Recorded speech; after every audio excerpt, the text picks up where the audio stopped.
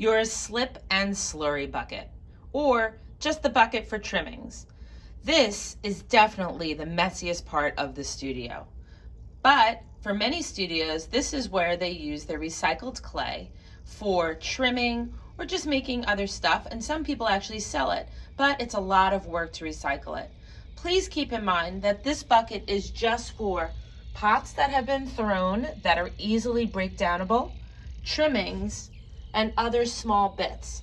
Pieces like this and like this will take forever to break up. And when we recycle our clay for whatever purpose we use it for, that will not allow us to have a consistent texture or elasticity for our reclaimed clay. No chunks.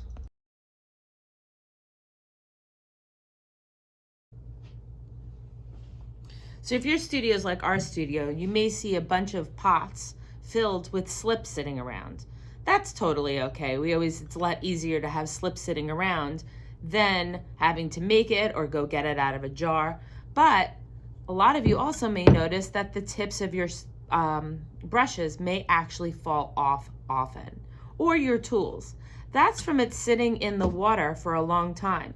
If the water is up to the point where the brush hits the stick, the water will actually eat away the glue inside your brush.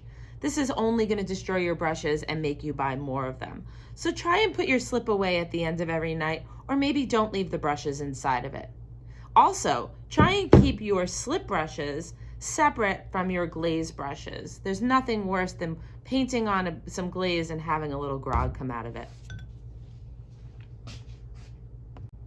Sometimes we take our stuff off of our glaze shelves and we leave them on our work table. Maybe we want to show everybody what they look like. Maybe we want to look up what glazes we used.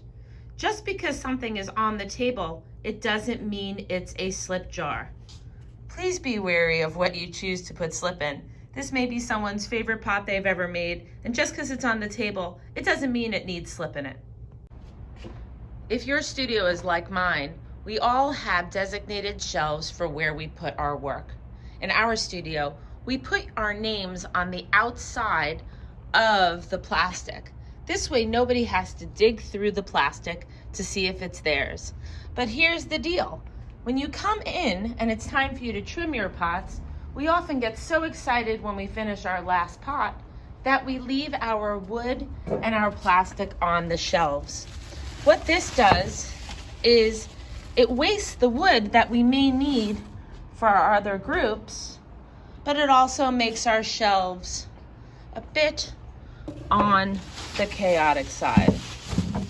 So be sure after you're done trimming to please put your plastic away and take your unused wood and put it back in the area for the wood, so that when the next person is ready to put their pots away for the next day, there's plenty of wood for them to use.